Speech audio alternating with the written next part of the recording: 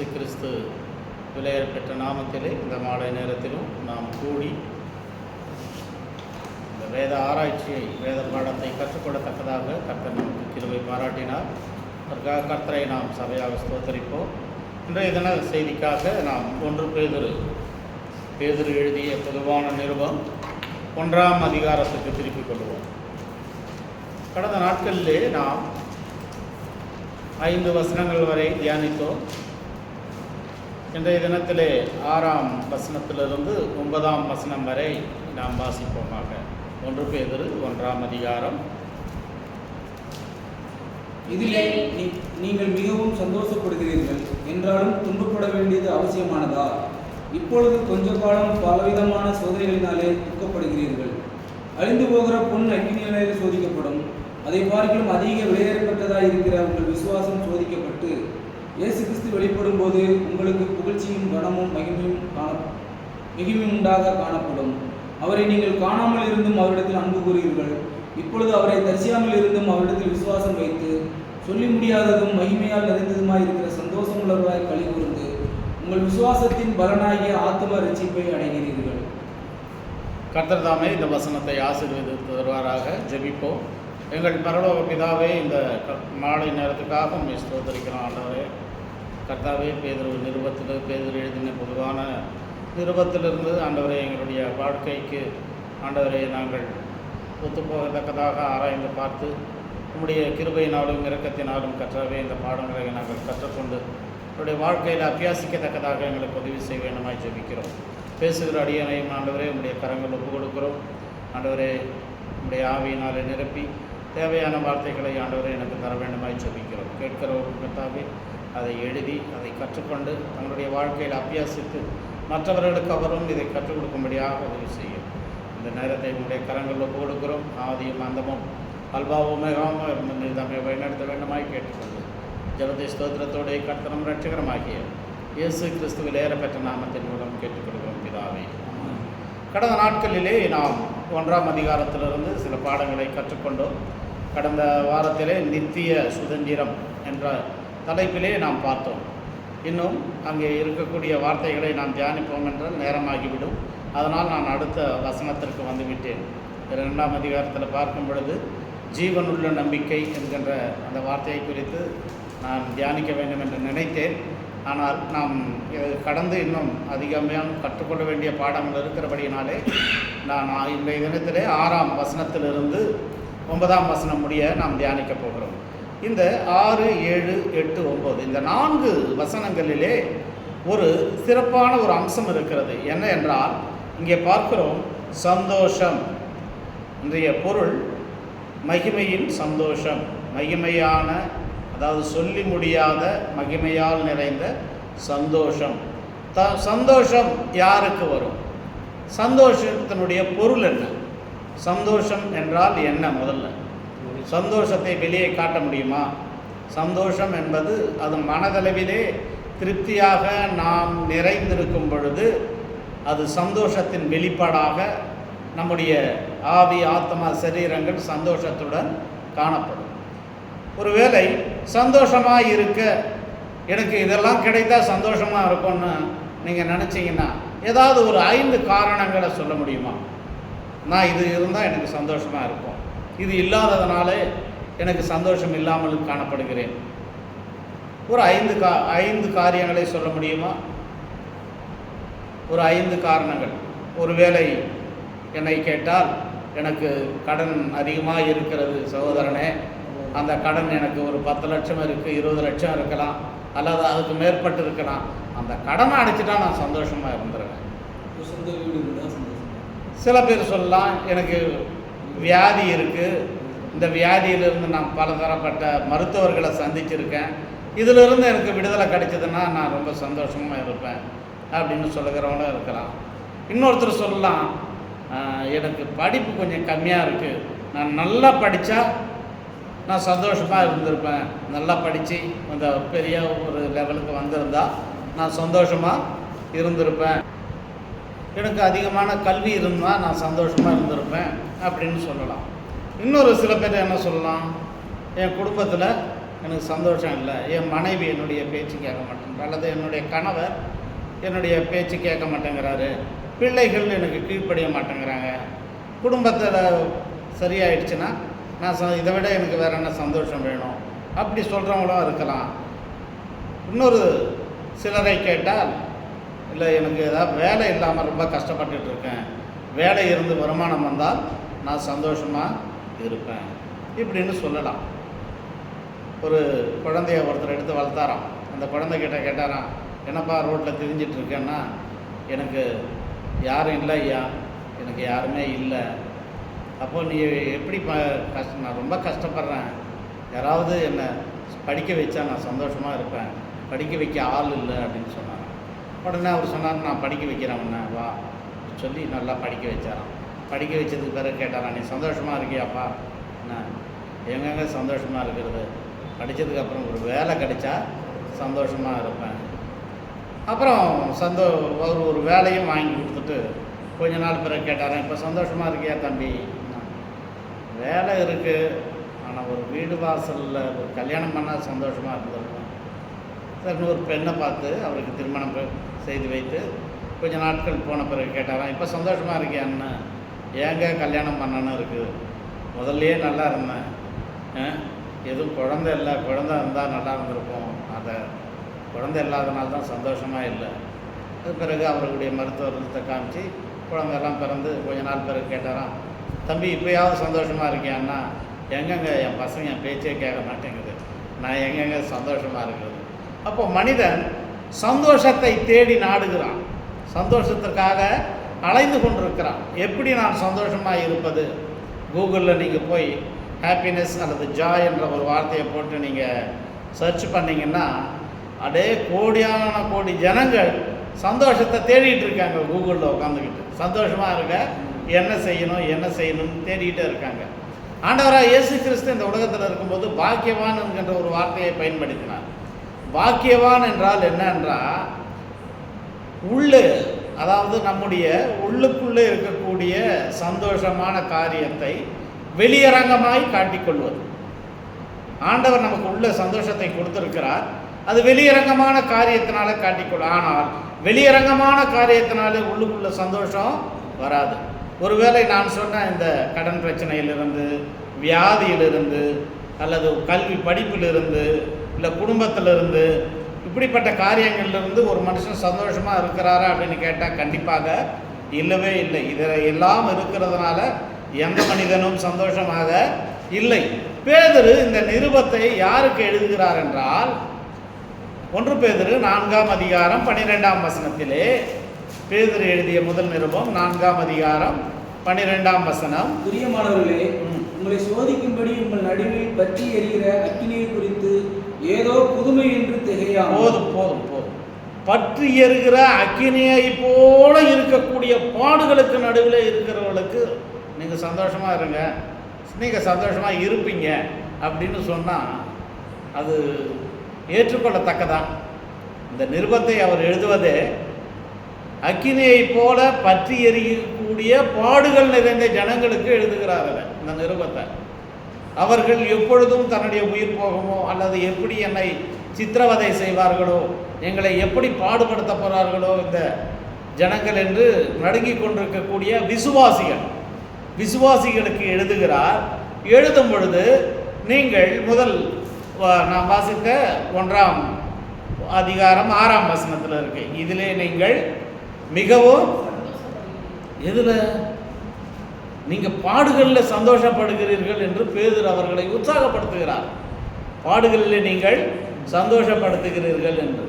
இன்றைய தினத்தில் ஒரு 5 விதமான சந்தோஷங்களை, நித்தியமான சந்தோஷம், உலகத்திற்குரிய சந்தோஷம் அல்ல, உலகத்திற்குரிய சந்தோஷம் அநித்தியமானது. நம்முடைய வாழ்க்கையிலே ஒரு நாள் சந்தோஷமாக இருக்கும், அடுத்த நாள் துயரமாக காணப்படும். இன்னொரு 2 நாள் சந்தோஷமாக இருக்கும், அடுத்த 2 நாள் துயரமாக காணப்படும். சில பேர் 1 மாதம் சந்தோஷமாக இருப்பாங்க, அடுத்த ஒரு 2 மாதத்துக்கு துயரத்தோட, கஷ்டத்தோட, கண்ணீரோட காணப்படுவாங்க. இந்த உலகத்திற்குரிய சந்தோஷம் போயும் வந்து கொண்டு தான் இருக்கும். ஆனால் ஆண்டவராக இயேசு கிறிஸ்துவை பற்றி கொண்டிருக்கக்கூடிய, சொந்த இரட்சகராக ஏற்றுக்கொண்டிருக்கக்கூடியவர்களுக்கு ஆண்டவர் நித்திய சந்தோஷத்தை தருகிறார். அவர்களுடைய பாடுகளும் அவர்களுடைய கண்ணீர்களும் அந்த ஜனங்கள் படுகிற அவஸ்தையும் பார்க்கும் பொழுது பேதுரு அவர்களை நிலைநிறுத்த, ஸ்திரப்படுத்த, பலப்படுத்த இந்த வார்த்தைகளை எழுதி கொண்டிருக்கிறார். ஆகையாலே ஒரு 5 விதமான காரியங்களை சொல்லுகிறேன். நான் கிறிஸ்துவுக்குள்ளே என்னுடைய சுதந்திரம் என்ன என்பதை நான் தெரிந்து கொண்டால் நான் சந்தோஷமாக இருப்பேன். ஆண்டவராக இயேசு கிறிஸ்து நான் சொந்த ரட்சகராக ஏற்றுக்கொண்டேன். கிறிஸ்துவிலே என்னுடைய சுதந்திரம் என்ன என்பதை நான் அறிந்து கொண்டால் நான் சந்தோஷமாக இருக்கலாம். இரண்டாவதாக, கிறிஸ்துவுக்குள்ளே என்னுடைய விசுவாசம் எவ்வளவு பலப்பட்டிருக்கிறது என்பதை நான் அறிந்து கொண்டால் நான் சந்தோஷமாக இருக்கலாம். முதலாவதாக கிறிஸ்துவிலே என்னுடைய சுதந்திரம், இரண்டாவதாக கிறிஸ்துவிலே என்னுடைய விசுவாசம், மூன்றாவதாக கிறிஸ்து எனக்கு தரப்போகிற வெகுமானம் என்ன என்பதை நான் அறிந்திருப்பேன் என்றால் நான் சந்தோஷமாக இருப்பேன். மூன்றாவதாக கிறிஸ்துவுக்குள்ளே எனக்கு கிடைக்கக்கூடிய வெகுமானம். நான்காவதாக கிறிஸ்துவிலே நான் எவ்வளவு அன்பாக இருக்கிறேன், கிறிஸ்துவை நான் எவ்வளவாய் நேசிக்கிறேன், ஆண்டவரை என்பதை நான் தெரிந்து கொண்டால் நான் சந்தோஷமாக நித்திய சந்தோஷமாய் வாழ முடியும். ஐந்தாவதாக கிறிஸ்துவுக்குள்ளே என்னுடைய ரட்சிப்பை நான் அறிந்து கொண்டால் நான் சந்தோஷமாக வாழ முடியும். இது எங்கே இருக்குது? இப்போ நீங்கள் இது கற்பனையாக சொல்லுகிறீர்களா என்றால் இல்லவே இல்லை. நாம் வாசித்த 6ஆம் வசனத்திலிருந்து 9ஆம் வசனத்திற்குள்ளே இவ்வளவும் அடங்கி இருக்கு.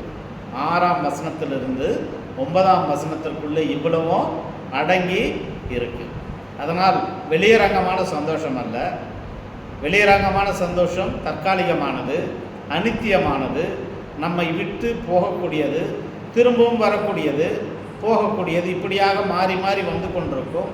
ஆனால் ஆண்டவராக இயேசு கிறிஸ்துவுக்குள்ளே இருக்கக்கூடிய சந்தோஷமானது நித்தியமான சந்தோஷம். அந்த ஜனங்கள் பாடுகளிலே கண்ணீரோடு அவர்கள் போய்கொண்டிருக்கக்கூடியவர்களுக்கு பேதுரு இப்படிப்பட்ட வார்த்தைகளை சொல்லி அவர்களை கிறிஸ்துவிலே இன்னும் பலப்படுத்துகிறார். 6ஆம் வசனத்தினுடைய முதல் பகுதியை இப்பொழுது வாசிக்கப் போகிறோம். இதிலே நீங்கள் மிகவும் சந்தோஷப்படுகிறீர்கள். அவர்களுக்கு இருக்கக்கூடிய என்னுடைய கஷ்டம் உங்களுக்கு என்னங்க தெரியும்? என்னுடைய குடும்ப பிரச்சனை உங்களுக்கு என்ன தெரியும்? என்னுடைய கடன் பிரச்சனை உங்களுக்கு என்ன தெரியும்? நீங்கள் என்னை பார்த்து சந்தோஷப்படுகிறீங்க அப்படின்னு சொல்கிறீங்களே அப்படின்னா பேதுரு சொல்கிறாரு, இல்லை அவங்க சந்தோஷமாக இருக்காங்க, பாடுகளிலே அவர்கள் பவுல் எழுதும்போது சொல்லுகிறார், rejoice in the Lord, rejoice in the Lord, கர்த்தருக்குள்ளே சந்தோஷமாக இருக்கு. மறுபடியும் சொல்லுகிறேன், கர்த்தருக்குள்ளே நீங்கள் எப்படி இருக்கணும்? சந்தோஷமாக இருக்கணும்.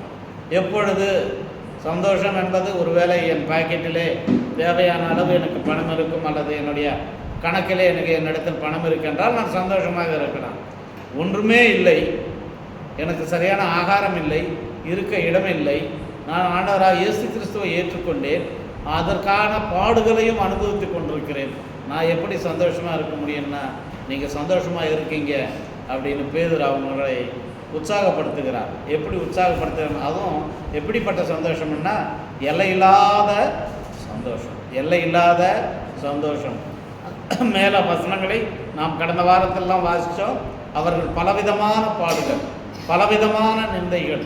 இப்பொழுதும் 4ஆம் அதிகாரம் நாம் 12ஆம் வசனத்தில் வாசித்தபடி பற்றி இருக்கிற அக்கினியை போல இருக்கக்கூடிய அவர்களுக்கு பாடுகள், சாதாரண பாடுகள் அல்ல, அவர்களுக்கு எழுதுகிறார்.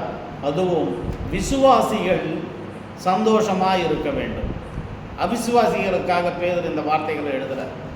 அவிசுவாசிகளுக்காக இந்த வார்த்தைகளை பேதுரு எழுதுகிறார்.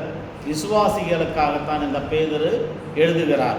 இங்கே எங்கே அந்த சந்தோஷத்தை காட்டுறாருன்னா 6ஆம் வசனத்தில், இதிலே நீங்கள், எதிலே மேலே சொன்ன 2, 3, 4, 5 வசனங்களை வாசித்தோம் இல்லையா, அதிலே ஒரு டெக்ஸ்ட்டை நாம் வாசிக்கும் பொழுது, ஆகையால் எப்படி எனில் இதிலே, இதையெல்லாம் வாசிக்கிறதுக்கு முன்னாடி அதுக்கு முன்னே என்ன நடந்தது என்பதை அங்கே சொல்லி கொண்டு வந்து அதற்கு பிறகு சொல்லுகிறார். இதிலே நீங்கள் மிகவும் சந்தோஷப்படுகிறீர்கள். எதிலே என்றால் கர்த்தர் எனக்கு கொடுத்த சுதந்திரத்தில் நான் ஏன் இந்த பாடுகளுக்காக கண்ணீர் வடிக்காமல் சந்தோஷமாய் பாடுகளை ஏற்றுக்கொள்கிறேன் என்றால் எனக்கு தெரியும் கர்த்தர் எனக்கு ஒரு சுதந்திரத்தை வைத்திருக்கிறார், பரலோகத்தில் அது பத்திரப்படுத்தி வைத்திருக்கிறார். இது கடந்த வாரத்தில் நாம் தியானித்தோம். பரலோகத்தில் இதில் கர்த்தர் எனக்கு வைத்திருக்கிறார். அது ஒரு ஜீவனுள்ள நம்பிக்கை. நம்பிக்கையிலே ஜீவனுள்ள நம்பிக்கைன்னு ஒன்று இருக்குது. கடந்த கர்த்தருடைய நாளிலே ஊழியர் சகோதரர் நாகராஜ் எடுக்கும் பொழுது சொல்லிக்கொண்டே வந்தார். இடையில் அந்த வார்த்தையை பயன்படுத்தும் பொழுது எனக்கு அந்த ஜீவனுள்ள நம்பிக்கை என்கின்ற வார்த்தையை அவர் பயன்படுத்தினார். ஜீவன் நம்பிக்கைக்கும் ஜீவனுள்ள நம்பிக்கைக்கும் வித்தியாசம் உண்டு. அந்த ஜீவனுள்ள நம்பிக்கை என்றும் அழியாதது. எப்பொழுதும் கர்த்தருக்கு ஒரு சுதந்திரத்தை, இந்த ஜீவனுள்ள நம்பிக்கை என்ற வார்த்தை 1 பேதுரு 1ஆம் அதிகாரம் 4ஆம் வசனத்தில் இருக்கு இல்லையா? இயேசு கிறிஸ்து மரித்தோரிலிருந்து எழுந்ததினாலே அழியாததும் மாசற்றதும் வாடாததுமாகிய சுதந்திரத்துக்கு எதுவாக ஜீவனுள்ள நம்பிக்கை உண்டாகும்படி. நம்பிக்கைக்கு ஜீவன் இருக்க வேண்டும். நம்பிக்கை என்பது இவர் என்னுடைய ஆண்டவரால் என்னை ரட்சிக்க முடியும், அவரால் என்னுடைய தேவைகளை சந்திக்க முடியும், அவர் வாக்குத்தத்தம் செய்தால் வாக்கு மாற மாட்டார் என்கின்ற நம்பிக்கை தான் ஜீவனுள்ள நம்பிக்கை. கணவன் மனைவி மேல் வைத்திருப்பது, மனைவி கணவன் மேல் வைத்திருக்கக்கூடிய நம்பிக்கை இல்லை. யார் என் கணவர் மேலே நிந்தை சொன்னாலும் என் கணவர் அப்படிப்பட்டவர்கள், அதுதான் ஜீவனுள்ள நம்பிக்கை. இருக்கலாம் அந்த மனுஷன் அப்படி தான் அப்படின்னு நம்ம யோசிக்க ஆரம்பித்த உடனே அந்த நம்பிக்கையில் ஜீவன் இருக்காது இல்லையா? அப்போது நமக்கு ஆண்டவர் தரக்கூடிய சுதந்திரத்தை குறித்து கடந்த நாட்களில் வாசித்தோம். அந்த சுதந்திரம் எனக்கு இருக்கிறது. அதனால் இந்த பாடுகளில் நான் சந்தோஷப்படுகிறேன். எப்படிப்பட்ட சுதந்திரம் அது? பரிசுத்தமானது, அழியாதது, மாசற்றது, வாடாததுமான சுதந்திரம். அந்த சுதந்திரம் எனக்கு பரலோகத்தில் ஆண்டவர் எனக்காக பத்திரப்படுத்தி வைத்திருக்கிறார். இந்த உலகத்திற்குரிய பாடுகள், கொஞ்ச காலம் பாடுகள், எப்படிப்பட்ட பாடுகளாக இருந்தாலும் அதில் என் ஜீவனே போனாலும் பரவாயில்லை, எனக்கு ஒரு சுதந்திரம் இருக்கு. இதுதான் ஜீவன் உள்ள நம்பிக்கை. இந்த நம்பிக்கையை நாம் வைத்திருப்போம் என்றால் நாம் சந்தோஷமாக பாடுகளை அனுபவிப்போம்.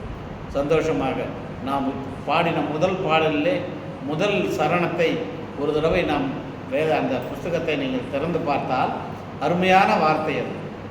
அல்லேலூயா துதி மகிமை 513 6 முதல் சரணத்தை பாடலாமா?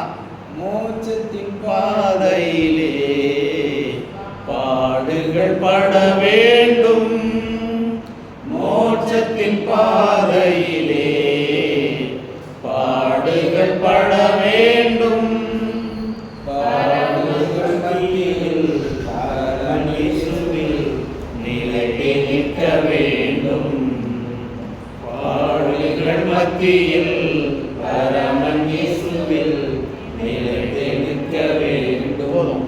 பாடுகள் மத்தியிலே பரமன் இயேசுக்குள்ள நம்ம எப்படி இருக்கணுமா? நிலைத்திருக்கணும். பாடுகள் இல்லாமல் பரலோகம் இல்லை. பாடுகளின் ஊடாகத்தான் நாம் பரலோகத்திற்கு செல்ல வேண்டியது இருக்கு. அந்த பாடுகளிலே நாம் சந்தோஷப்பட வேண்டும் என்றால் எனக்கு ஒரு ஜீவனுள்ள நம்பிக்கை வேண்டும். அந்த ஜீவனுள்ள நம்பிக்கை என்னவென்றால் எனக்கு கர்த்தர் சுதந்திரத்தை வைத்திருக்கிறார், அவரே என்னுடைய சுதந்திரம். இரண்டாவதாக கிறிஸ்துவுக்குள்ளே விசுவாசம் என்கின்ற வார்த்தையை பார்க்கிறோம். கிறிஸ்துவுக்குள்ளே விசுவாசம் எங்க இருக்குது? 7ஆம் அதிகாரத்தில் இருக்க 7ஆம் வசனத்தில் இருக்கு.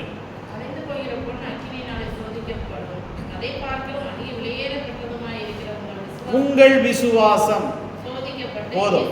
உங்களுக்கு இருக்கக்கூடிய கிறிஸ்துவுக்குள்ளே விசுவாசம் இருந்தால் நாம் சந்தோஷமாக இருக்க முடியும். எப்படிப்பட்ட விசுவாசம் என்றால்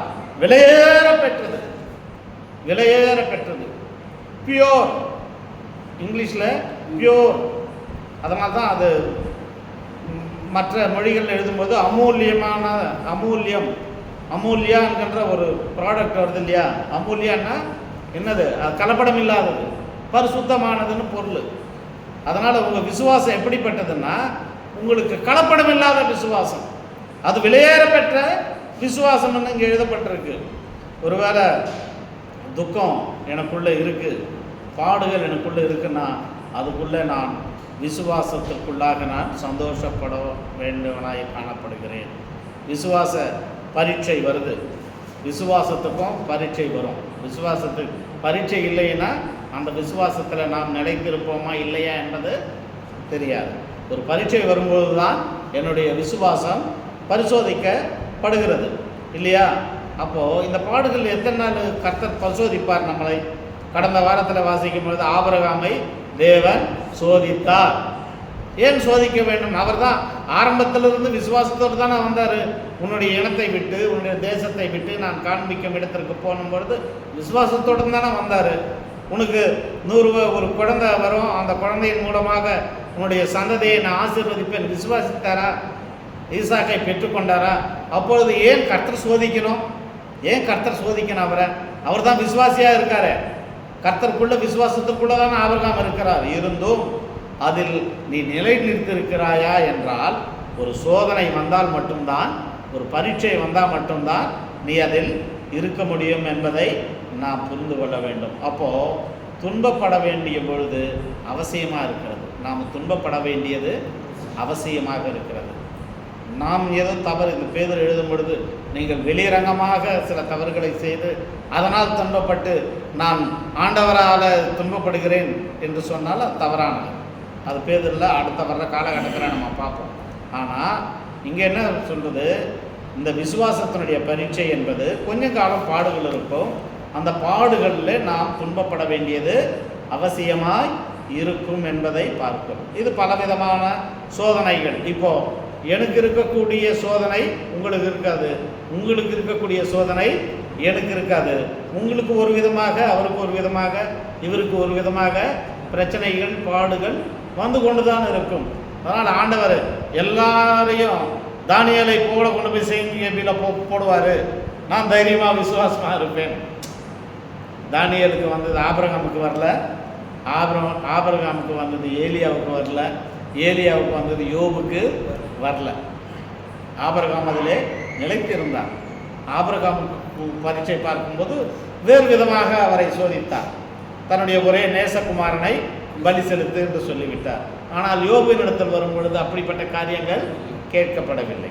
தானியேலின் இடத்தில் வரும் பொழுது வேறு அவருடைய விசுவாசத்தை வேறு விதமாக, சாத்ராக் மேஷாக் ஆபேத்நேகோ அவர்களுடைய விசுவாசத்தை வேறு விதமாக சோதித்தார். அப்போது ஏன் இந்த விசுவாசத்திற்கு ஒரு பேர் கொடுத்துருக்காரு? என்ன பேர் கொடுத்துருக்காருன்னா, வாங்க 1 பேதரில் அதற்கு ஒரு அழிந்து போகிற பொன் போதும். பொன் அழிந்து போகுமா? பொன் அழிந்து போகுமா? துரு பிடிக்குமா? பிடிக்காதா? பிடிக்காதா? அப்போ ஏன் இங்கே அவர் எழுதுகிறார் அழிந்து போகிற பொண்ணுன்னு? பொண்ணு விலையேற பெற்றது. இன்றைய தினத்தில் பண மதிப்பீடே வந்து நம்ம நாட்டில் எவ்வளோ தங்கம் இருக்குது, பொண்ணு இருக்குதுன்னு பார்த்து அதுக்கு தகுந்தபடி தான் நம்ம இங்கே இருக்கக்கூடிய பணத்தை பிரிண்ட் பண்ணுறோம். அதுக்கு மேலே பிரிண்ட் பண்ண மாட்டாங்க. அதை விட அடுத்த மீட்டு அந்த கடன் தான் வாங்குவாங்க, வெளியே பிரிண்ட் பண்ண மாட்டாங்க. ஆனால் இங்கே பேதுரு சொல்கிறார் அழிந்து போகிற பொண்ணுக்கு ஒப்பிட்டு சொல்கிறாரு. பொண்ணு அழிந்து போகுமா, துருப்பிடிக்குமானா யாக்கோபின் புத்தகம் பக்கத்திலே இருக்கு பாருங்க, 5ஆம் அதிகாரம் 3ஆம் வசனம். உங்கள் பொன்னும் வெள்ளியும் துருப்பிடித்தது, அவைகளில் உள்ள துரு உங்களுக்கு விரோதமாக சாட்சியாக இருந்தது. போதும். இங்கே என்ன சொல்கிறாரு? பொண்ணும் வெள்ளியும் துருப்பிடிக்கும், பொண்ணும் வெள்ளியும் துருப்பிடிக்கும்.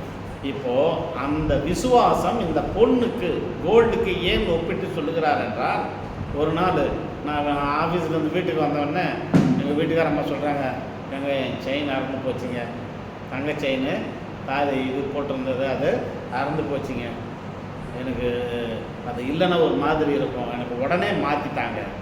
உடனே மாற்றி எப்படி தர முடியும்? இன்றைக்கி இருக்கக்கூடிய ரேட்டுக்கு முடியுமா? முடியாது. சரி, அப்போது சரி வாங்கி தரேன்.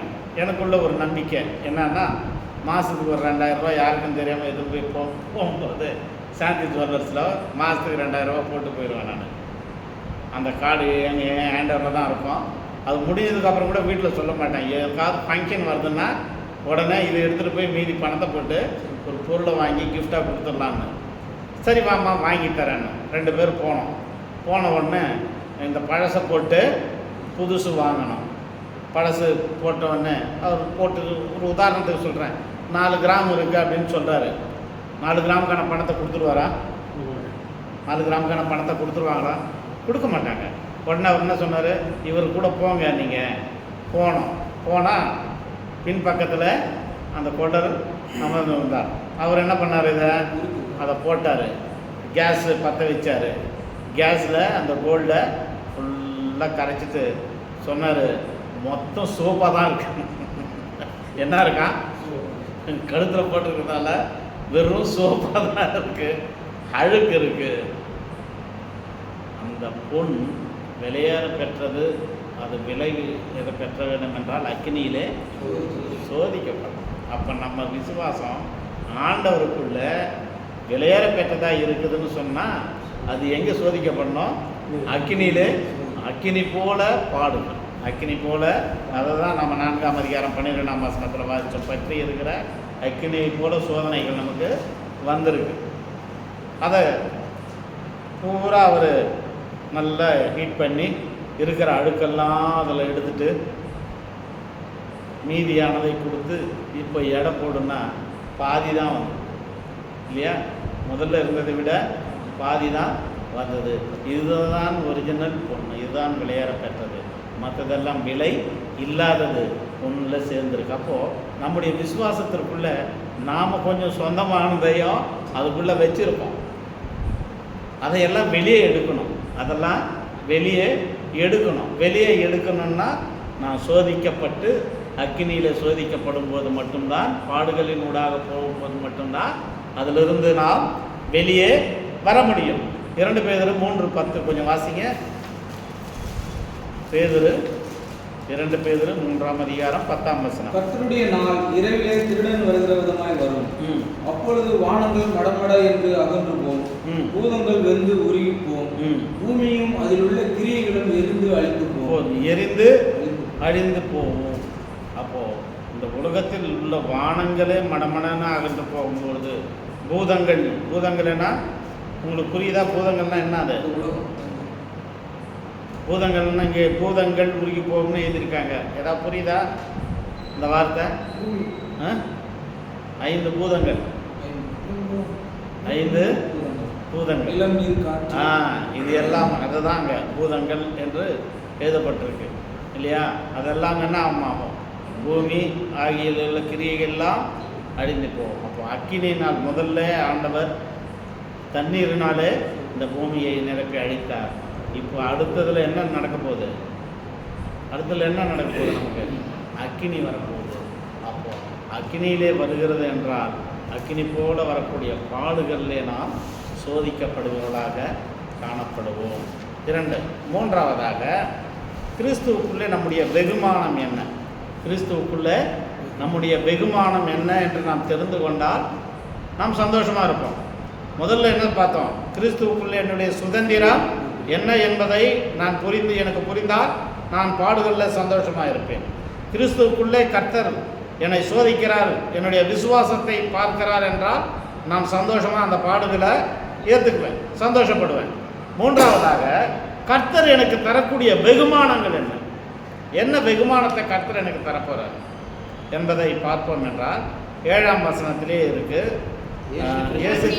இயேசு கிறிஸ்து வெளிப்படும் பொழுது உங்களுக்கு புகழ்ச்சியும் கனமும் மகிமையும் உண்டாக காணும். யாருக்கு? விசுவாசிக்கிறவனுக்கு. வெளியேற பெற்ற விசுவாசிக்கிறவனுக்கு புகழ்ச்சியும் கனமும் உண்டாகும். இந்த வார்த்தை யாருக்கு பயன்படுத்தக்கூடிய வார்த்தைகள்? இந்த புகழ்ச்சி கனம் மகிமையெல்லாம் யாருக்கு பயன்படுத்துவாங்க? பெரும்பாலும் நமக்கு நாம் வேகமாக இதை வாசித்து பார்த்தா ஆண்டவருக்கு தான் நினைப்போம்.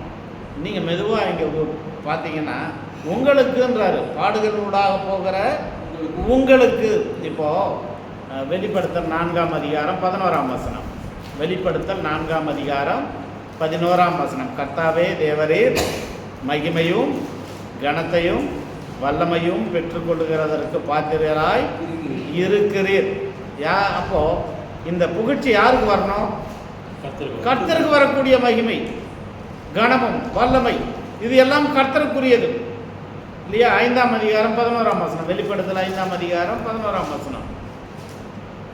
பின்னும் நான் பார்த்தபோது சிங்காசனத்தையும் ஜீவன்களையும் மூப்பர்களையும் கொண்டிருந்த அநேக தூதர்கள் சத்தத்தை கேட்டேன்.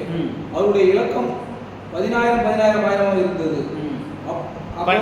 12 வாசம். அவர்களும் மகா சத்தமிட்டு, அடிக்கப்பட்ட ஆட்டுக்குட்டியானவர் வல்லமையும் ஐஸ்வர்யத்தையும் ஞானத்தையும் பலத்தையும் கனத்தையும் மகிமையும் சோத்திரத்தையும் பெற்றுக்கொள்ள பார்த்தவர். அவர் தான் பாத்திரர். யார் பாத்திரர்? கர்த்தர் தான் அதற்கு பாத்திரர். கனம் மகிமை எல்லாம் அவருக்குரியது. ஆனால் எந்த விசுவாசி விசுவாசத்தில் பாடுகளில் நிலைத்திருந்து சந்தோஷப்பட்டு களி கூர்ந்து கர்த்தருக்காக நிலை நிற்கிறானோ அந்த விசுவாசிக்கு என்ன தராராம்? பேதுரு சொல்றாரு, உங்களுக்கு எனக்கு பரலோகத்துக்கு போகும்பொழுது ஆண்டவர் என்னை பார்த்து, இல்லை உங்களை பார்த்து, உண்மையும் உத்தமமான ஊழியக்காரன். எங்கள் மத்தியில் இதை வாசிக்கிறோம் இல்லையா? 25ஆம் அதிகாரம். உண்மையும் உத்தமமான ஊழியக்காரன் சொன்னால் அந்த புகழ்ச்சி எப்படி இருக்கும்? அந்த கணம் எப்படி இருக்கும்? கர்த்தர் எல்லாருக்கும் முன்பதாக சார்லஸ் ஸ்பர்ஜன் என்கின்ற ஊழியர் அவர் எழுதும்போது சொல்லுகிறார், எனக்கு ஒரே ஒரு என்ன சொல்கிறது, அது சுயம் செல்ஃபிஷ் இருக்குது. நான் ஒரு காரியத்தில் நான் செல்ஃபிஷாக இருக்கேன்னாரு. செல்ஃபிஷாக இருக்கக்கூடாது கர்த்தருடைய ஊழியக்காரங்க இல்லையா? சுயத்தின் மேல் சார்ந்து இருக்கக்கூடாது. இருந்தோம் அவர் சொல்கிற வார்த்தை என்னன்னா, நான் செல்ஃபிஷாக இருக்கேன். என்னன்னா, நான் பரலோகத்துக்கு போன பிறகு ஆண்டவராக இயேசு கிறிஸ்து என்னை பார்த்து உண்மையும் உத்தமான ஊழியக்காரனே அப்படின்னு சொல்லணும். அப்போது அந்த பக்கமாக வர போகிறவங்கெல்லாம் இவரால் தான் நான் ரட்சிக்கப்பட்டேன், இவர் தான் சுவிசேஷம் அறிவித்தார் அப்படின்னு எல்லாரும் என்னை பார்த்து சொல்லணும். அதுக்காக நான் இந்த உலகத்தில் என்ன விதமாக பாடுகள் அனுபவிக்கணுமோ, எப்படி சுவிசேஷம் அறிவிக்கணுமோ, அதற்கான எல்லா காரியங்களையும் நான் இங்கே செய்யணும் ஆசைப்படுறேன். அப்போ அங்கே போகும்போது நமக்கு என்ன கிடைக்குமா? புகழ்ச்சி கிடைக்கும். அதுதான் வெகுமானம் இல்லையா? அதுதான் நமக்கு கர்த்தர் கொடுக்குற, உங்களுக்கு கிடைக்கும். அது கர்த்தருக்கு மட்டுமல்ல, அது கர்த்தருக்குரியது. எது?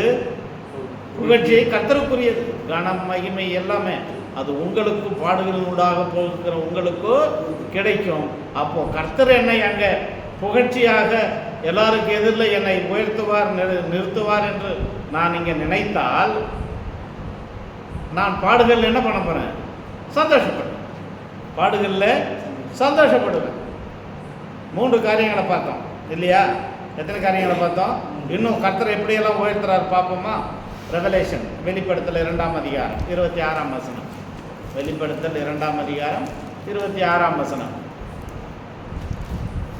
ஜெயங்கொண்டு முடிவு பரிந்தம் என் கிரியைகளை கைக்கொள்கிறவன் எவனோ அவனுக்கு நான் என் பிதாவினிடத்தில் அதிகாரம் பெற்று அதிகாரம் தரேன்றாரு.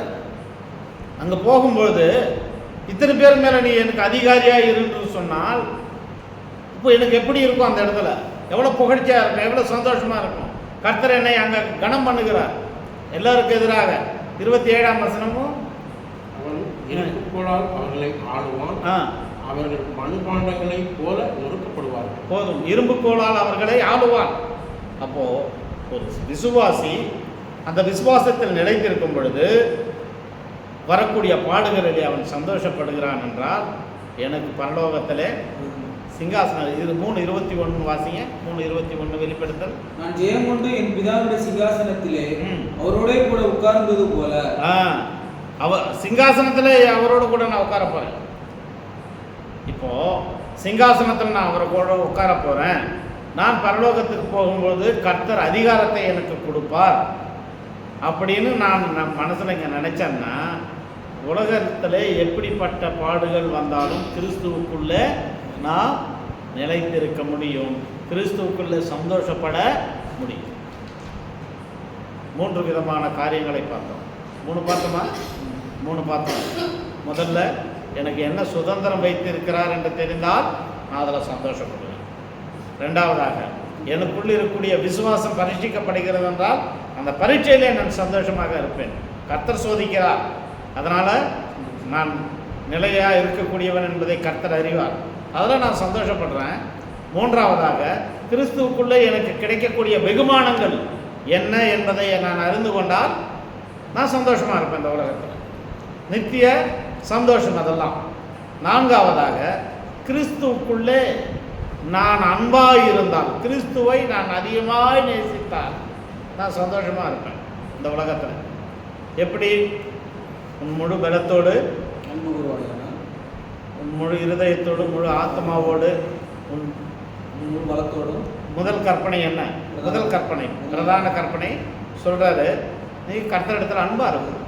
கர்த்தரிடத்தில் அன்பாக இருக்கணும். நான் யாரிடத்தில் அன்பாக இருக்கிறேனோ அவர்களிடத்தில் அதிக சகவாசம் வைத்திருப்பேன். யாரிடத்தில் நான் அன்பாக இருப்பேனோ அவர்களோடு தான் நான் சகவாசம் வைத்திருப்பேன். என்னுடைய எல்லா தேவைகளையும் அவரிடத்தில் சொல்லுவேன்.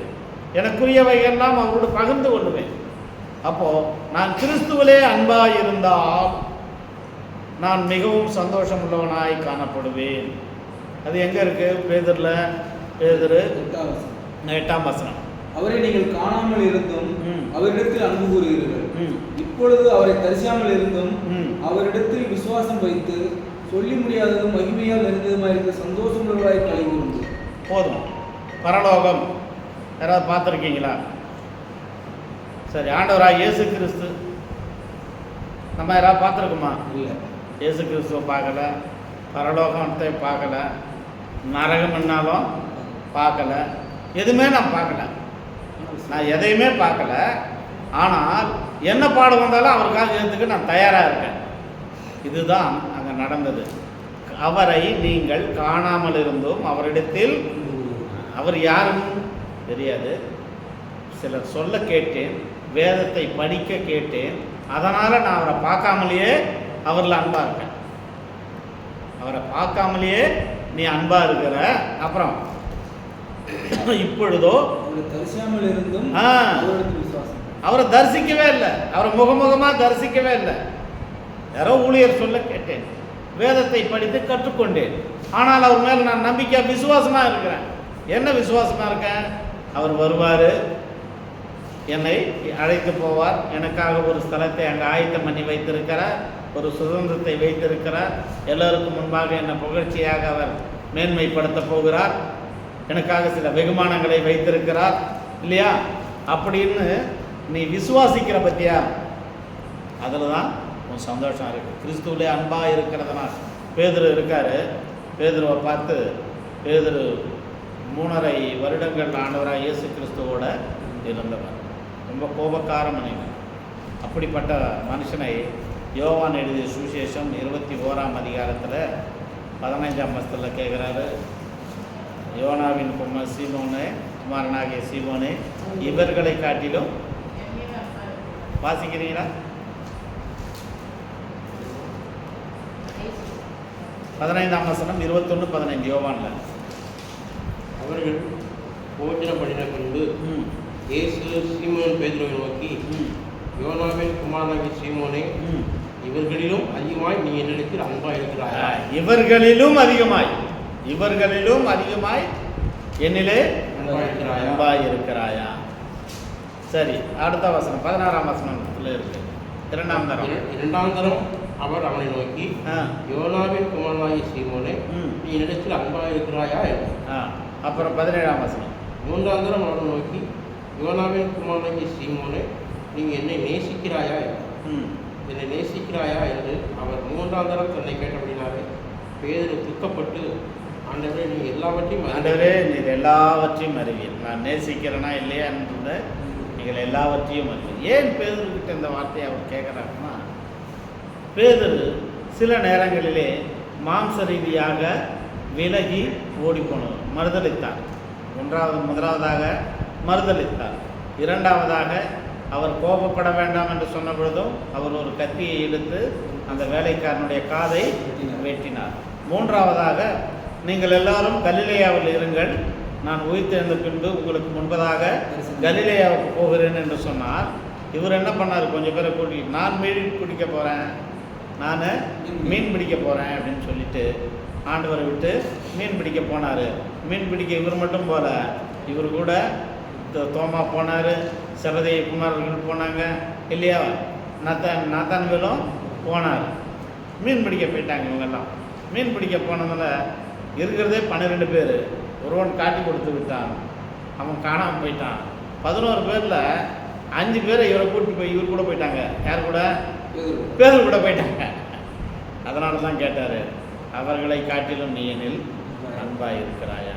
அப்போது ஆண்டவருக்குள்ள அன்பாக இருந்தால், என் ஆண்டவர் எனக்குள்ளே இருக்கிறார், நான் எப்பொழுதும் சந்தோஷமாக இருக்க முடியும், எப்பொழுதும். அதனால தான் அந்த பாடுகளிலே போகக்கூடிய ஜனங்களை பார்த்து பேதுரு எழுதுகிறார், நீங்கள் காணாமல் இருந்து அவரிடத்தில் அன்பாக இருக்கிறீங்க, இப்பொழுதோ அவரை தரிசியாமலும் அவரிடத்தில் விசுவாசம் வைத்து சொல்லி முடியாததும் மகிமையால் நிறைந்ததுமா. அந்த சந்தோஷத்தை சொல்லி முடியுமா? ஒரு சகோதரன் இடத்துல சுவிசேஷம் சொல்லி அவர் ரட்சிப்புக்குள் வந்தார். ரட்சிப்புக்குள் வந்த உடனே நான் எப்படி பாவத்தை அறிக்கையிடுவதுன்னு சொன்னால், நீங்கள் யார் இடத்துலும் பாவத்தை அறிக்கையிட வேண்டாம்.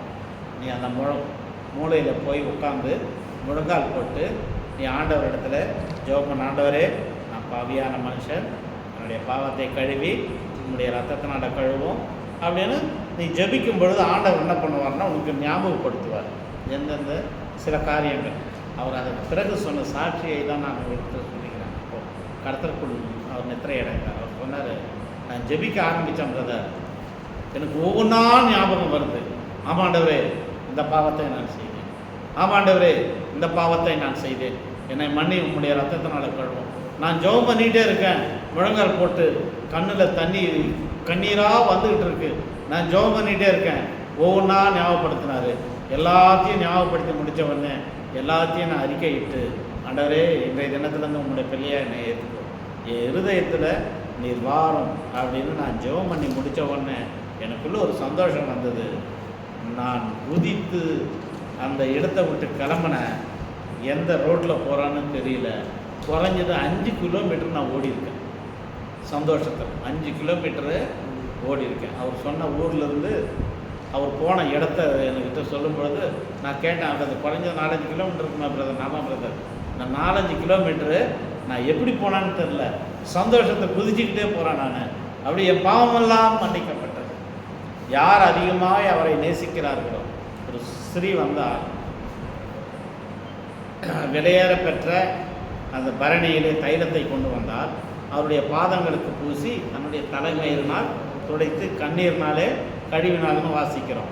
அப்போ ஆண்டவர் அந்த இடத்துல சொல்கிறாரு, உன்னுடைய அதிகமான பாவங்கள் மன்னிக்கப்பட்டது, அதனால் நீ அதிகமாக என்னிடத்துல அன்பாக இருக்கிறாய். அப்போது நம்ம எவ்வளோ அன்பாக இருக்கிறோமோ ஆண்டவர் அவ்வளோக்கு அவ்வளவாய் நம்முடைய பாவங்களை மன்னிக்கக்கூடியவராய் காணப்படுகிறார். அப்போது கர்த்தருக்குள்ளே நாம் அன்பாக இருந்தால் நாம் சந்தோஷமாக, கர்த்தருக்குள்ளே அன்பாக இருந்தால் நாம் சந்தோஷமாக இருப்போம்.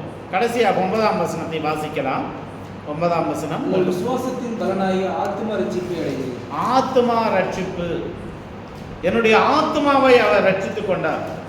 தாவீது ராஜா சங்கீதங்கள் அவ்வளவோ நீங்கள் வாசித்து பார்த்தீங்கன்னா எங்கேயுமே சரீரத்தை குறித்து மாம்சத்தை குறித்து எழுத மாட்டார். என் ஆத்மாவே கர்த்தரை ஸ்தோத்திரி, ஆத்மாவுக்கு தான் சொல்கிறாரு, என் ஆத்மாவே கர்த்தரை ஸ்தோத்திரி, என் முழு உள்ளமே அவருடைய பரிசுத்தம் எல்லா ஆத்மாவுக்கு சொல்லுகிறார். என்னுடைய ஆத்மாவை அவர் ரட்சித்து, என் ஆத்மாவை பாதாளத்திலிருந்து என்னை மீட்டு கொண்டார்.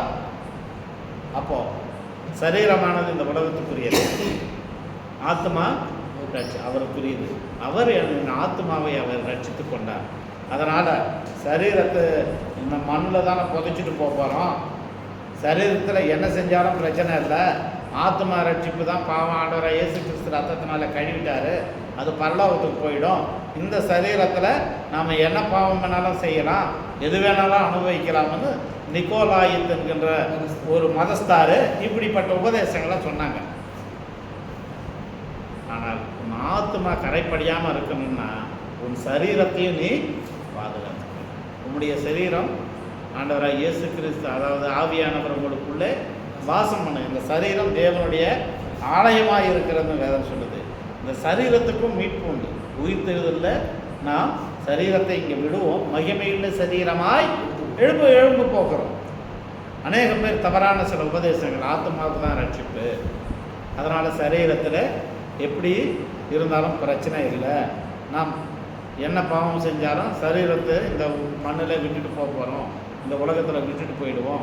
ஆண்டவர் என் ஆத்மாவை ரட்சித்து கொண்டார். ஆனால் என் ஆத்மா பாதாளத்துக்கு போகாதபடிக்கு கர்த்தர் மீட்டு கொண்டார். இப்போ பேதுரு என்ன சொல்கிறாருன்னு இந்த 4 வசனத்தில் நம்ம சுருக்கமாக தியானித்து பார்த்தா நீங்கள் ரொம்ப சந்தோஷமாக இருக்கீங்க.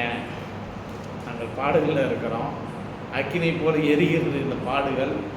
நாங்கள் கண்ணீரோடு இருக்கிறோம், துக்கத்தோடு இருக்கிறோம். அதுலேயும் நீங்கள் சந்தோஷமாக இருக்கீங்க. அதுலேயும் இதுதான் உண்மையான விசுவாசிக்கு அடையாளம். நீ துக்கப்பட்டால் கர்த்தர் சமீபமாக இல்லை என்பது நீ அவிசுவாசியாய் காணப்படுகிற. விசுவாசத்தினாலே முதலாவதாக எனக்கு சுதந்திரத்தை வைத்திருக்கிறார். எனக்கு அவர் சுதந்திரத்தை வைத்திருக்கிறார். அதனால் நான் சந்தோஷமாக இருப்பேன். இந்த உலகத்தில் எனக்கு என்ன நடந்தாலும், என்ன பிரச்சனை வந்தாலும், என்ன பாடுகள் வந்தாலும் நான் சந்தோஷமாக இருப்பேன். ஏனென்றால் அவர் சொன்னார், என் சந்தோஷத்தை உங்களுக்கு, என் சமாதானத்தை உங்களுக்கு வைத்து போகிறேன். உலகம் கொடுக்கிறபடி அல்லன்ட்டு. அது நித்திய சந்தோஷம், நித்திய சமாதானம், நித்திய ஆனந்தம். ஆங்கிலத்தில் ஜாய், ஹாப்பினஸ் பல வார்த்தைகளை பயன்படுத்தியிருக்கிறாங்க இல்லையா?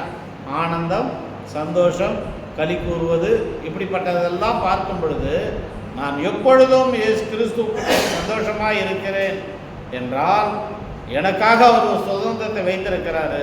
நான் உனக்கு பயப்பட வேண்டியதில்லை, உனக்கு அஞ்ச வேண்டியதில்லை. நான் அதற்காக என் விசுவாசத்தை இழக்க வேண்டியது அல்ல. என்னுடைய விசுவாசம் விலையேற பெற்றதா இல்லையா என்பதற்கு தான் உன்னை அனுப்பியிருக்காரு. யார? என் எதிராளியை, என் சத்துருவை என்னிடத்தில் ஏன் கர்த்தர் கர்த்தருடைய சித்தம் இல்லாமல் எதுவுமே நடக்காது. உங்களுடைய எல்லா தலைமைகள்லாம் எண்ணப்பட்டிருக்கு. அவருடைய சித்தம் இல்லாமல் ஒன்றும் உதிராதனும் போது ஒரு சத்துரு என்னை நோக்கி வருகிறான் என்றால் நான் விசுவாசத்தில் நிலைத்திருக்கிறேனா இல்லையா என்பதை என்னை சோதிக்கும்படியாக கர்த்தர் அனுமதிக்கிறார். சாத்தான் போய் யோபுக்காக ஆண்டவரிடத்தில் அனுமதி கேட்கிறார், பேதுருவுக்காக அனுமதி கேட்கிறார். நான் பேதுருவை என்ன பண்ண போகிறேன்? சோதிக்க போகிறேன், நீங்கள் அனுமதி தாரும். அப்போ அனுமதி பெற்று வருகிறவர்கள் என்னுடைய விசுவாசம் எப்படிப்பட்டது என்பதை சோதிக்கிறார். கர்த்தரும் அதை பார்த்து கொண்டிருக்கிறார். இவர் இந்த சோதனையிலே ஜெயிக்கிறாரா, நிற்கிறாரா, அல்லது விழுந்து உலகத்தோட போகிறாரா என்பதை. இப்பொழுது பப்ளிக் எக்ஸாம்னு ஒன்று இல்லைன்னா நம்ம பிள்ளைங்க வாத்தியாரை கரெக்ட் பண்ணி எல்லாருமே பாஸ் ஆகிடுவாங்க. பப்ளிக்குன்னு ஒரு எக்ஸாம் வச்சதுனால நான் படித்த 10 வருடங்கள் படித்த இந்த படிப்பு என்னுடைய சோதனை காலம். அதுக்கு பிறகு +2 ஒரு பப்ளிக் எக்ஸாம், அது ஒரு சோதனை காலம். அந்த சோதனை காலம் வரும்பொழுது அதற்காக நாம் ஆயத்தப்படுகிறோம். இன்னும் இந்த 1 பேதுருல இன்னொரு வார்த்தை இருக்குது பாருங்கள். பேதுரு எழுதிய முதல் நிருபம்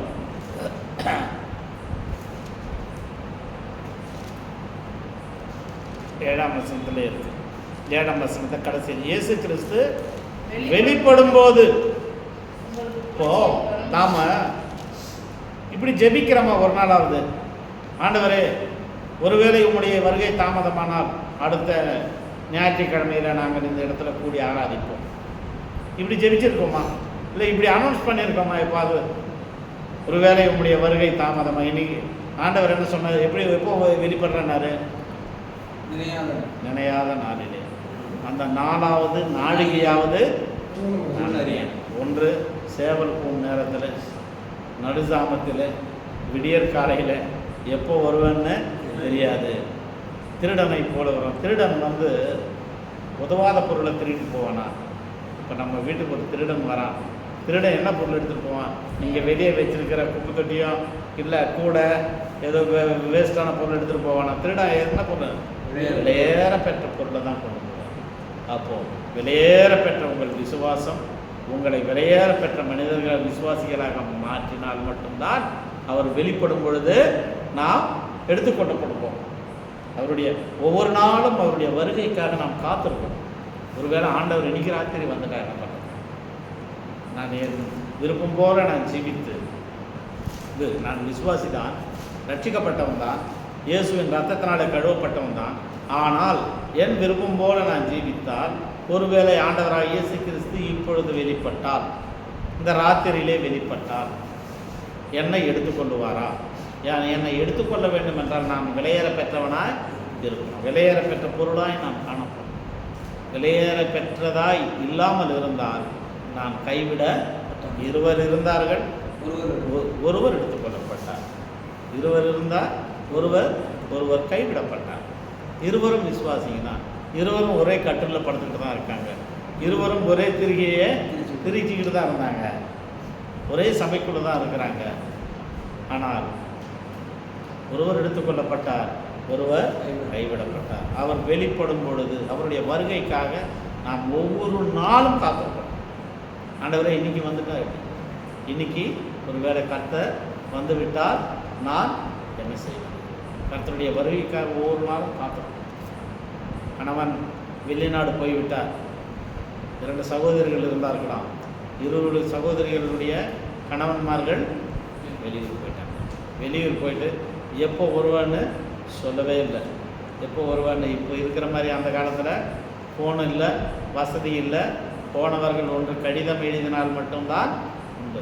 அப்போ 2 பேரும் என்ன நினச்சிட்டாங்கன்னா, எப்படியும் கடிதம் வரும், நம்ம என்ன பண்ணலாம், அப்போது ரெடி ஆகிக்கலாம், அது வரலாம், விருப்பம் போல் ஜீவிக்கிறான்னு ஒருத்தரும், இல்லை என் கணவருக்காக காத்திருப்பேன்னு இன்னொருத்தரும் இருந்தாங்க. எதிர்பாராத நாளில் அந்த 2 கணவன்மார்கள் என்ன பண்ணிட்டாங்கன்னா, அங்கே யோசனை பண்ணாங்களாம், நம்ம கடிதெல்லாம் போட்டு போக வேண்டாம், சர்ப்ரைஸாக இருக்கட்டும் அப்படின்னு சொல்லி வந்தாங்க. வீட்டுக்கு வந்து பார்த்தா ஒரு சகோதரி பணம் போன வாழ்க்கை வாழ்ந்து கொண்டிருக்கிறார், இன்னொரு சகோதரி தன் கணவனுக்காக காத்தோம். இதில் நாம் எந்த வகை? 5 விதமான சந்தோஷங்களை குறித்து பார்த்தோம். நித்தியமான சந்தோஷம். இந்த 5 சந்தோஷங்கள் எனக்குள் இருக்கும் என்றால், 5 விதமான சந்தோஷங்கள் எனக்குள் இருக்கும் என்றால், அவருடைய வருகைக்காக நான் காத்திருப்பேன். எப்பொழுது அவர் வந்து எனக்கு சுதந்திரத்தை கொடுக்க போகிறார், எப்பொழுது எனக்கு அவர் வெகுமானத்தை கொடுக்க போகிறார், அவர் வந்தால் நான் போயிடுவேன். இது கொஞ்சம் காலம், இந்த பாடுகள் கொஞ்சம் காலம் இல்லையா? நம்ம இந்த வருட வசனம் போட்டோம், 1 பேதுரு 5ஆம் அதிகாரம் 10ஆம் வசனம் இல்லையா? கொஞ்சம் காலம் நீங்கள் பாட அனுபவித்த பின்பு இல்லை, சர்வ கிருபையுள்ள தேவன்தாமே உங்களை சீர்படுத்தி ஸ்திரப்படுத்தி பலப்படுத்தி நிலை நிறுத்துவாராக. பேதுரு, படிப்பறிவு இல்லாத பேதுரு ஆண்டவர் எப்படி உருவாக்கி இருக்கிறார். அடிக்கடி மறுதளிக்கக்கூடியவன், விலகி போகக்கூடியவன், அவனை எடுத்து நீ என்னோட அன்பாக இருப்பான், என்னோட அன்பாக இருந்தால் நீ சந்தோஷமாக இருப்பான். பேதுரு தன்னுடைய அனுபவத்திலிருந்து எழுதுகிறாரு, நான் சந்தோஷமாக இருக்கேன் பாடுகளிலே, நீங்களும் சந்தோஷமாக இருங்க. இந்த பாடுகள் கொஞ்சம் காலம்தான், பற்றி எறிகிற பாடுகள் தான், பலவிதமான சோதனைகள் தான், நீங்கள் கண்ணீரோடு தான் இருக்கீங்க, ஆனால் நீங்கள் அதற்குள் சந்தோஷமாக இருக்கீங்க. அதனால தான் அந்த வார்த்தை எழுதினார். என்ன வார்த்தைன்னு? சொல்லி முடியாததும் மகிமையால் நிறைந்ததுமான சந்தோஷம். பக்சிங் புக்கு ஒன்று வாசித்தேன், அவருடைய சாட்சியின் புத்தகம் சின்னதாக இருக்கும். அதனுடைய தலைப்பே என்ன தெரியுமா? சொல்லி முடியாததும் மகிமையால் நிறைந்ததுமான சந்தோஷம். நான் எப்போ ரட்சிக்கப்பட்டேனோ அன்றைக்கி நான் அதை யோசித்து பார்த்தேன், என்னால் சொல்ல வார்த்தை இல்லை. எனக்கா இந்த அதிகாரம் கொடுத்தாரு, எனக்கா தேவ பிள்ளையா என்னை மாற்றிக்கிட்டாரு, எனக்கா பரலோகத்தில் இடம் வைத்திருக்கிறாரு. சொல்லி முடியாதது மகிமையால் நிறைந்ததுமான சந்தோஷம். அப்போ கர்த்தர் நமக்கு கொடுத்த இந்த 5 விதமான காரியங்கள் நமக்குள் இருக்கும் என்றால் நாம் எப்பொழுதும் சந்தோஷமாய் காணப்படும், எப்பொழுதும் சந்தோஷமாய் காணப்படும். இந்த சொல்லி முடியாதது, இன்னைக்கு தலைப்பு சொல்லி முடியாததும் மகிமையால் நிறைந்த சந்தோஷம். தலைப்பு அதுதான் இன்னைக்கு இல்லையா? ஆனந்தமே ஆனந்தமே சொல்லி முடியாததும் மகிமையால் நிறைந்ததும் கர்த்தர் கழித்தாரே. சொல்லி முடியாதது மகிமையால் நிறைந்தது கர்த்தர் கழித்தாரே. 4 சரணம் எழுதணும் அந்த பாட்டை, இந்த வசனத்தை வச்சு. நம் பாவங்களை அறிக்கையிட்டார், இயேசுவின் இரத்தத்தால் கழுவப்பட்டார், பரலோகத்தில் பரிசுத்தர்கள் அன்பிலே நிலைத்திருப்போம், பரலோகத்தில் பரிசுத்தர்கள் அன்பிலே நிலைத்திருப்போம். ஆனந்தமே ஆனந்தமே சொல்லி முடியாதது மகிமையால் நிறைந்தது கர்த்தரென கழித்தாரே. கர்த்தர் தாமே இந்த வசனத்தை ஆசீர்வதிப்பாராக. நாம் ஜெபத்திற்கு கடந்து